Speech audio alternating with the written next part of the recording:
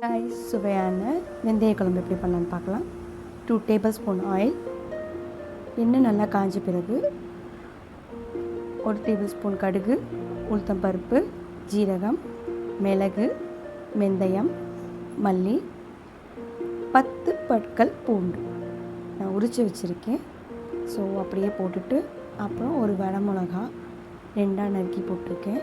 தென் வந்து பூண்டு ஒரு நிம்பு சைஸ் அளவுக்கு பூண்டு பண்ணிவிட்டு கொஞ்சம் காய வச்சுட்டு கூல் டவுன் ஆனதுக்கப்புறம் மிக்ஸி ஜாரில் ஒரு 4 தக்காளி போட்டு அப்படியே போட்டு கருவேப்பிலை கொஞ்சம் போட்டுட்டு அரைச்சி வச்ச விடுதை எடுத்து வச்சுட்டேன்.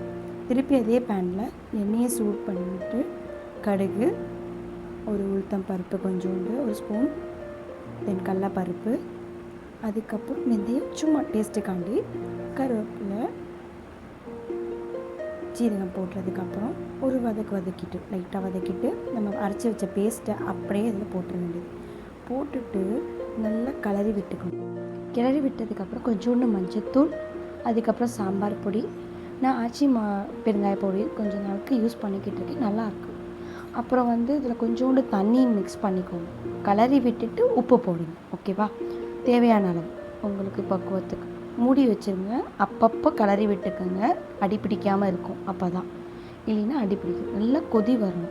கொதி வந்து அந்த பச்சை வாசனை ஃபுல்லாக போகணும். அந்த பூண்டோட வாசனை, அந்த புளியோட வாசனை எல்லாம் பச்சை வாசனை போனால் தான் அந்த வெந்தயத்தோட ஒரு ஃப்ளேவர் வந்து நமக்கு தெரியும். வந்ததுக்கப்புறம் கொத்தமல்லி கொஞ்சோண்டு போடுங்க. நான் மோஸ்ட்லி யாரும் ஆட் பண்ண மாட்டாங்க, பட் நான் கொத்தமல்லி ப்ரிஃபர் பண்ணுவேன்.